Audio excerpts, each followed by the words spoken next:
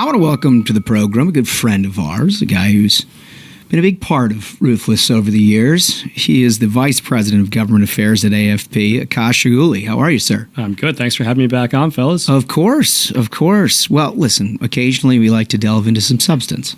Occasionally. Yeah. It's not all horse fighting and variety. Sometimes we have to give people the meat and potatoes, the vegetables, if you will. The vegetables. Yeah. The vegetables. And, listen, you spend your life working with the vegetables. Hey, I like some sweets every now and then, too. Animal fights and that kind of thing. Don't get me wrong. I love it. So what you're working on is kind of a fiscal cliff situation. And what we're sort of about to encounter here, probably legislatively, either way, no matter what happens in this election. Yeah. And what are your thoughts, first of all? Yeah, so we didn't create the fiscal cliff, but we have to deal with it. So basically what the fiscal cliff refers to is a bunch of super significant tax and spending items are all coming to a head all at once next year. And so folks will remember that debt limit deal from last year. We're going to hit the debt ceiling again. Debt limit's going to need to be raised. The expiration of significant portions of the Trump tax cuts. We have the annual fights over government funding, and then the expiration of expanded ACA subsidies. All of those things are going to happen all at once. And so what we're doing is educating the Hill on just, one, the fact that this is happening, and then two, how do we deal with it, right? You guys talk about this all the time. Republicans do a lot of talking, and they do all this brinksmanship, and, we should have a shutdown, and we should fight for this, fight for that, and then we never end up winning any of these fights because of the way we end up handling them, because we're not prepared. So our team has done almost 400 meetings on Capitol Hill this summer, because this fight is serious. As you mentioned, no matter what happens in November, we're either, depending on how we handle this situation, either going to face another enormous increase in the cost of living for American families, or we're going to cut spending, build on pro-growth tax reforms, and make life a heck of a lot better than it's been for people over the last 4 years. No question about it. It actually reminds me a little bit of when I was in the leader's office in the Senate in 2011 timeframe, where we were dealing with all the same issues, expiration of then Bush tax cuts. You're dealing with huge mounting debt as a result of the financial crisis, all coming into a head exactly the same time. And obviously that went right up to the end. We actually got spending cuts for the first time in my memory, maybe the only time in my memory. But this is perhaps more significant because of where we're at with our economy and the very real choices that we have here in a probably pretty closely divided Congress, regardless, right? I mean, the maps are such in the House where, God willing, we have a majority, but it's probably not going to be that 30, 35 seat majority that we used to have a decade ago. Yeah, redistricting really sort of put a governor on huge House majorities. And so, we've got a very, very narrow House majority now, and obviously Democrats control the Senate. But so it's going to take some strategic. Right. Which is why I'm glad we have an expert. Yeah, that's right. I mean, so I guess, look, you referenced the brinkmanship, from Republicans. I guess to distill it down, what is realistic for us to accomplish here that we could actually turn into law? Definitely. So let's take the debt limit, right? People say, who cares? No, we have to raise the debt limit if we're serious about keeping the world economy in order and keeping it functioning. Minor detail. Or being a part of it. Yeah. That is a very unpopular thing to say sometimes. Minor detail. But we obviously need to cut spending. President Biden and Kamala Harris and congressional Democrats spent an additional $6 trillion over baseline. President Trump didn't have a good track record. Both parties have been awful on this issue. And we're paying the price for it, literally, right? Prices are up 20% since Joe Biden took office because of this extra spending. Republicans run on spending a lot, but it very rarely is actually in the minds of the American people how it impacts them. This year it is. And so we've got to use the inflection point of the debt limit to get real spending cuts, right? In the past, we've advocated for dollar spending cuts, right? However much we raise the debt limit, let's fight for that much in spending cuts, right? Or even just structural reforms, process reforms. I'll give you a good example. People are tired of these government shutdowns, right? They're bad, obviously, just substantively. They're also bad politically for conservatives. We say, we're going to fight on border security or on healthcare or whatever. we never get policy wins, we never get spending cuts, and we end up taking all the political blame for government shutdowns. Let's get rid of them. They were basically an invention of the Carter administration. Senator Langford has a very simple bill called the Preventing Government Shutdowns Act. It essentially flatlines spending, creates an automatic continuing resolution, so there is no shutdown. It keeps Congress there until they do their job of funding the government, avoids a shutdown, avoids a political pain, but then we don't get these massive trillion-dollar Christmas tree spending bills shoved down our throats. That's a kind of pretty simple process reform that, tied with a debt limit increase, I think gets us on the right track when it comes to spending. On the tax side, I think that conversation is hopefully a little bit simpler, a little bit easier. We should make the expiring provisions of the TCJA permanent, but not just that. We got to build on that, right? Let's do more pro-growth tax reform. Let's get rid of a lot of this more, corporate welfare, cronyism, carve-outs. And of course, lesson number one is do no harm. As Republicans, let's not play the victimhood Olympics, right? On our side are more victims than your side. We need more handouts and welfare and carve-outs and things like that. Let's do fair, flat, low taxes and build on what we did in 2017. Yeah, I like it. And I like the strategy, too. I mean, McConnell always used to tell me with the debt limit, it's a hostage you don't want to shoot. Right. You can ransom the hell out of it. Yeah. I love it. And that's basically what we have here is everybody knows it needs to get done.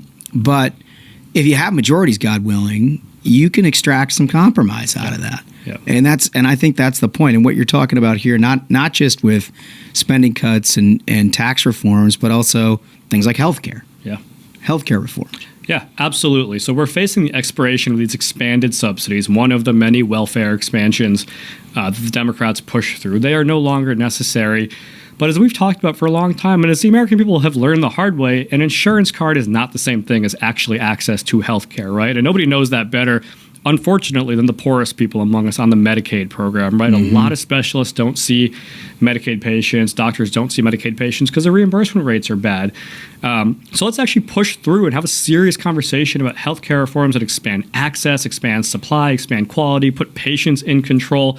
This is an issue that Republicans cannot be afraid of. We've been so scared on this issue for so long as conservatives because Democrats, as always, have a very simple, very easy bumper sticker line. Let's make the rich pay for insurance cards in everybody's pocket. Healthcare is not that simple, but we've got to have something to say on this issue. AFP has the personal option that does just that. And I think these are solutions that are not only politically popular, but they would get healthcare in the right direction. Well, it would also restrain spending. Yeah. I mean, it would have a ledger change. No question about it. And that's a huge part of this. On the healthcare side, we've talked about welfare reforms, work requirements, things like that. I mean, these things save a boatload of money, and they also just fix broken systems and make people better off. That's a lot better way to win elections than some of the nonsense we see these days. And I would point out those work requirements are extremely politically popular. Yep. You look at the ballot initiatives that ran in Wisconsin.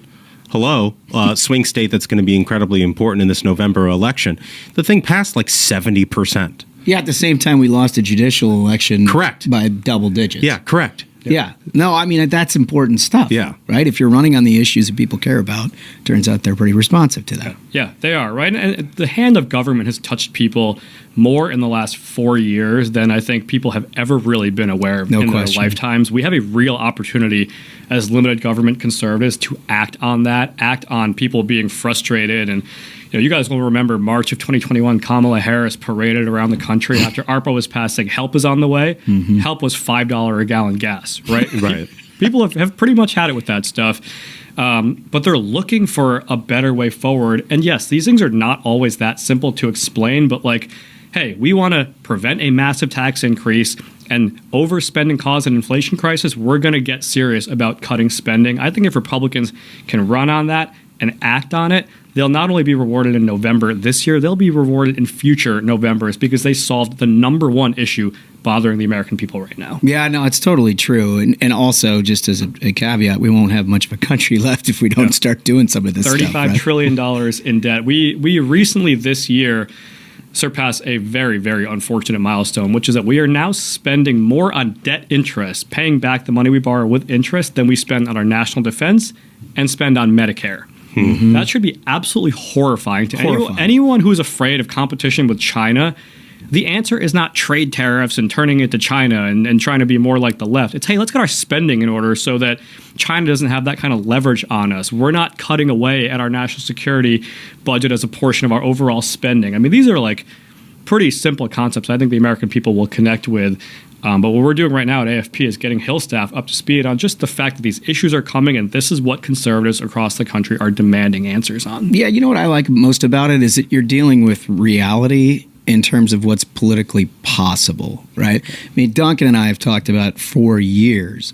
Ultimately, the only solution to all of this stuff is you've got to have some reforms to these giant entitlement programs, right? You can't constantly be expanding access and increasing and keeping the same. Like, for example, Medicare designed for a retirement age that happened 35, 45, 55 years ago. Like, you got to update some of that. Now, politically, we've seen both candidates unwilling to sort of entertain that discussion. But what you're doing here is getting into things that people could entertain and should entertain. Yeah. And you start making progress to maybe ultimately people see some of these reforms aren't third rails. No, they're not. And they shouldn't be, right? There are relatively simple fixes. And no, like the Democrats said, Paul Ryan would roll Granny off a cliff in 2012. I mean, just absolutely ridiculous gaslighting and dishonest attacks. But here's the thing. You remember this, Holmes. Republicans have voted for those Ryan budgets that had all those entitlement reforms. None of them lost. Right. People were rewarded for being able to make tough decisions, go back and campaign on them and explain what they did. I think Republicans have to stop being afraid of talking about spending cuts. I mean, rescinding unspent COVID funds, right? This stuff is low-hanging fruit. We talked about work requirements. If we can't do that stuff, then what are we doing? What are we doing as conservatives? I mean, come on. Right. It's so good. I'm glad you and your team have done this and taken it to the Hill and talked about realistic solutions, because you do need a game plan. Everybody's sort of fighting for their lives out here across the country. Somebody's got to be thinking about this stuff. Yeah, and I think this is the thing, right? There are a lot of very important issues that have conservatives fired up. This is one of them. The border is another, which we're working on. People are upset about the cultural decay in our country, all these other issues. Look, if people can't afford gas and we're $35 trillion in debt, and China's bearing down on us because our economy is crumbling, none of these other issues are going to matter in reality, nor are they going to matter for the vast majority of voters. And so this is issue number one if we don't get it right. And I think not only focusing on it, but focusing on the right solutions. You guys have talked about, we've got a lot of populist hucksters on the right of center who are just selling a bill of goods to conservatives. We know what the solutions are, right? Let's keep taxes low. Let's reform our entitlement programs, reform our federal budget, be serious about spending cuts like we have in the past with some of these spending caps and things like that. I think if we focus on that, then it's a recipe for success. And frankly, it's going to make our country a heck of a lot better off 5, 10, 15, 20 years in an increasingly competitive global environment. Very, very well said. Akash, where do people find out more? How can they help you? Absolutely. We are online at americansforprosperity.org. They can learn all about our solutions. We have a nationwide tour. We're still doing the Bidenomics tour that we've talked about in the past. And what we're doing is making sure people know that it wasn't just President Biden, right? Kamala Harris cast a tie-breaking vote on all these spending bills. All these Senate Democrats like John Tester, Sherrod Brown, Bob Casey, they all voted to get these bills to Kamala Harris and to Joe Biden. We're making sure people know whose fault this inflation crisis is, what's at stake, and how we solve these issues. They can learn more at americansforprosperity.org. Very glad you're doing it, and thanks for coming in. Appreciate you guys. Thank you. Well, look, a lot of things to talk about.